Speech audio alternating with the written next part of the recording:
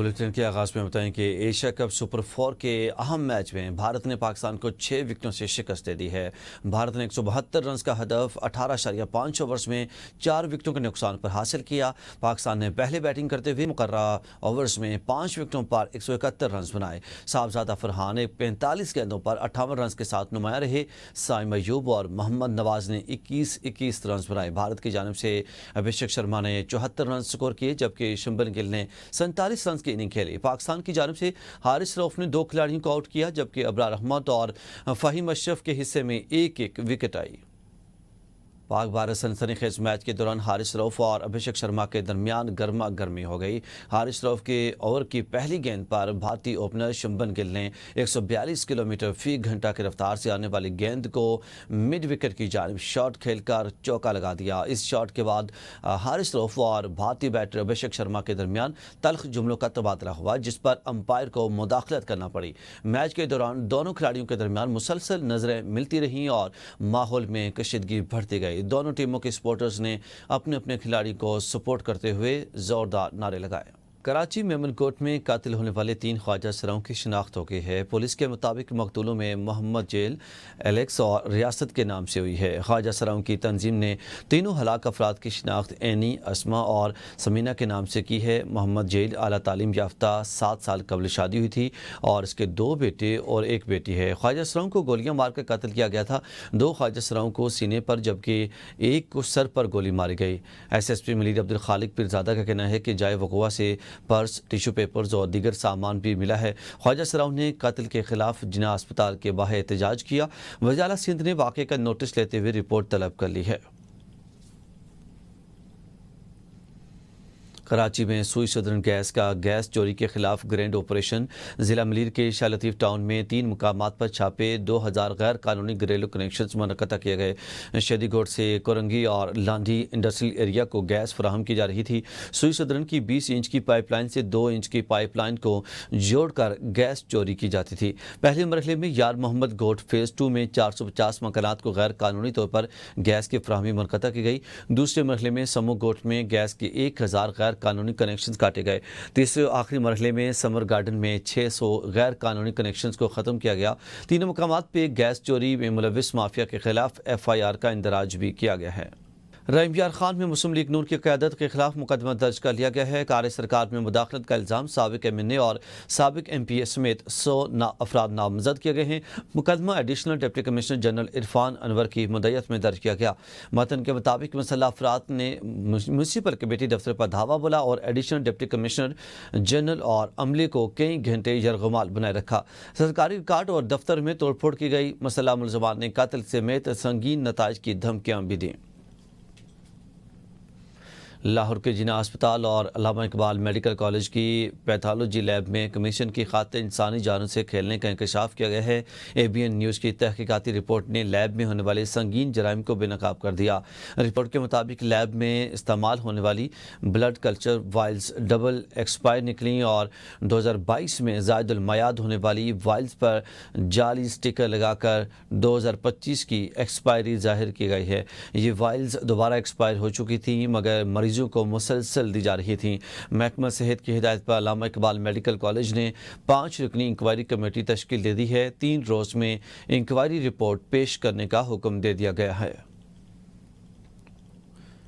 नाज़रीन आगे बढ़ें और आपको बताएं कि मोटरवे M5 पर अब तक 13 पॉइंट्स डैमेज हो चुके हैं। मजीद 4 से 5 पॉइंट्स डैमेज होने का खदशा है।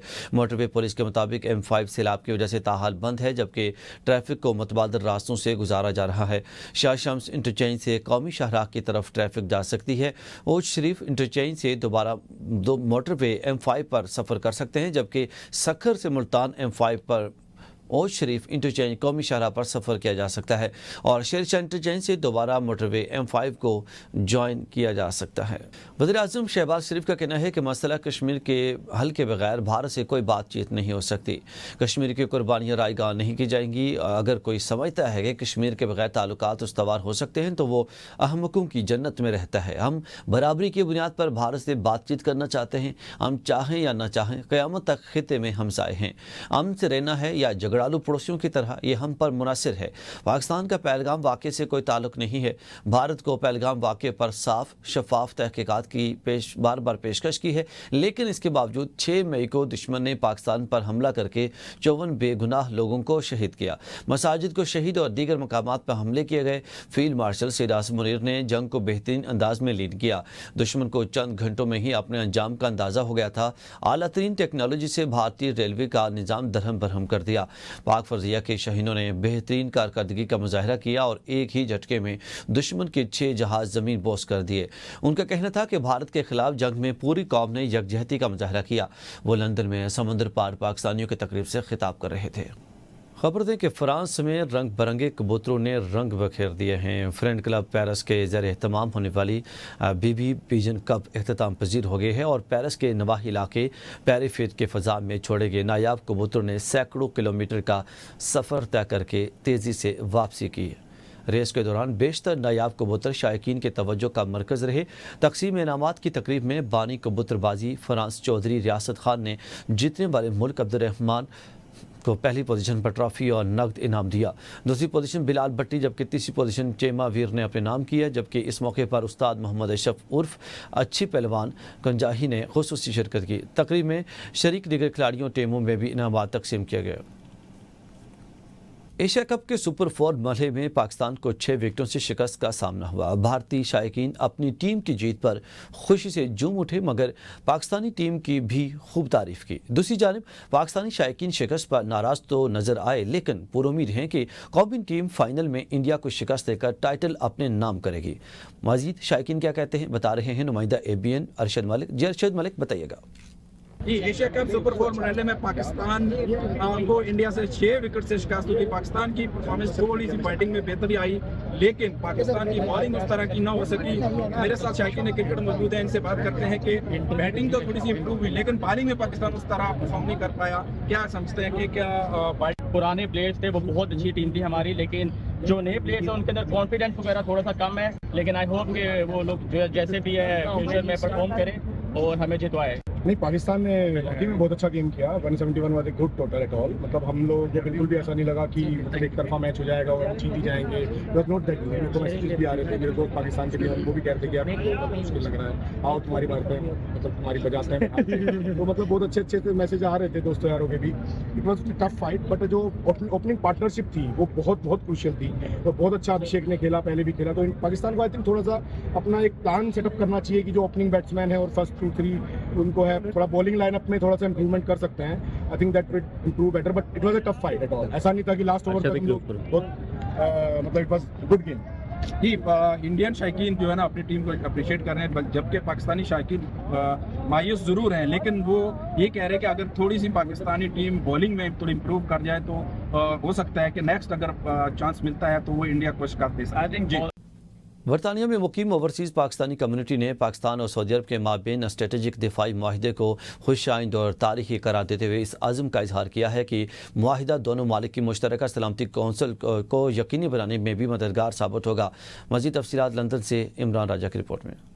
مرکزی صدر OPWC اور معروف کاروباری شخصیت حاجی عابد حسین کی جانب سے لندن میں پاکستان پریس کلب UK کے صدر مسرت اقبال راجہ کے اعزاز میں ایک استقبالیہ تقریب کا انعقاد کیا گیا جس میں chairman overseas Pakistan foundation Syed Qamar Ali Raza نے بطور مہمان خصوصی شرکت کی۔ اس موقع پر mayor of High Wycombe, chairman Bucks council Zahid Mughal Tamgha Imtiaz, Naeem Naqshbandi, Raja Zafar Iqbal, Sajid Aziz, Mirza Aftab Baig, Ghulam Dastgir سمیت سماجی، سیاسی اور کاروباری شخصیات شریک ہوئے۔ الحمدللہ جو سعودی عرب کے ساتھ پاکستان کا جو معاہدہ ہوا ہے یہ بہت بڑی ایک آنر کی بات ہے اور بڑے اعزاز کی بات ہے جس سے پوری قوم خوش ہے، ہمارے اوورسیز میں بسنے والے تمام پاکستانی خوش ہیں۔ سعودیہ کے ساتھ معاہدہ ہوا ہے سیکورٹی کا، یہ ایک بہت اچھا کام ہے اور جو اسلام دشمن قوتیں تھیں ان کے لیے بھی ایک پیغام ہے کہ اب جب اکٹھے ہو گئے ہیں تو ظاہری بات ہے زیادہ پاور بڑھے گی۔ جتنے بھی عرب ممالک ہیں الحمدللہ ہم ان کے ساتھ ہیں، ہر لحاظ سے ہم انہیں پروٹیکشن دیں گے۔ چیئرمین OPF سید قمر علی رضا کا کہنا تھا کہ پاکستان اور سعودی عرب کے درمیان دفاعی معاہدہ دونوں ممالک کے درمیان دفاعی تعاون کو نئی بلندیوں تک لے جائے گا اور خطے میں امن، سلامتی اور استحکام کا ضامن بنے گا۔ پاکستان آرمی نے جس طرح انڈیا کو ناکو چنگے چبوائے ہیں اور انشاءاللہ پاکستان اسلامک بلاک کا جو ہے نا لیڈر ہوگا اور ہمیں اس سے بہت خوشی ہے کہ اللہ پاک نے یہ عزت پاکستان کو دی ہے۔ واجب پاکستان کو یہ ذمہ داری ملی کہ وہ حرمین شریفین کی حفاظت کے لیے اپنی ذمہ داریاں دیں۔ پاکستان پریس کلب یوکے کے صدر مسرت اقبال راجہ نے معاہدہ کو تاریخی قرار دیتے ہوئے کہا کہ سعودی عرب پاکستان میں دفاعی ٹیکنالوجی میں سرمایہ کاری کر سکتا ہے۔ مقررین نے حرمین شریفین کے تحفظ کی ذمہ داری کو پاکستانی عوام کے لیے ایک مقدس فریضہ قرار دیا۔ اس سے نہ صرف دونوں ممالک کی سیکیورٹی اور دفاع مضبوط ہوگا بلکہ خطے میں عسکری توازن اور استحکام کو بھی بڑھانے میں مدد ملے گی۔ عمران راجہ، ABN نیوز، لندن۔ ناظرین، یورپین اسلامک سینٹر اولڈہم میں 11ویں سالانہ سیرت النبی صلی اللہ علیہ وسلم کانفرنس کا انعقاد کیا گیا، جس کا عنوان تھا کہ ایک نبی ایک امت۔ کانفرنس میں کثیر تعداد میں خواتین و حضرات نے شرکت کی۔ کانفرنس کا احوال مانچسٹر سے اسحاق چودھری کی رپورٹ میں۔ سیرت النبی پر سالانہ کانفرنس میں مقررین نے اپنے خطابات میں کہا کہ آج کی بدلتی دنیا میں امت مسلمہ کے لیے نبی کریم صلی اللہ علیہ وآلہ وسلم کی سیرت طیبہ ہی اصل روشنی اور رہنمائی کا ذریعہ ہے۔ انہوں نے زور دیا کہ مسلمانوں کو اتحاد، بھائی چارے اور اخلاقی اقدار کو اپنانا چاہیے تاکہ امت اپنی کھوئی ہوئی طاقت و عظمت دوبارہ حاصل کر سکے۔ کانفرنس میں خطابات کرنے والوں میں امام عابد خان، مفتی فواد احمد، قاری محمد راسب اور مولانا عطاء الرحمان شامل تھے۔ مقررین نے سیرت النبی پر خطابات کیے اور نبی کریم صلی اللہ علیہ وآلہ وسلم کی حیات طیبہ پر مقالے پیش کر کے حاضرین کے دلوں کو منور کیا۔ ہم ہر سال اپنے لوکیلٹی کے اندر ڈفرینٹ اسکول آف تھاٹس کو، ڈفرینٹ مساجد کو، ڈفرینٹ سینٹرز کو سب کو جمع کرتے ہیں۔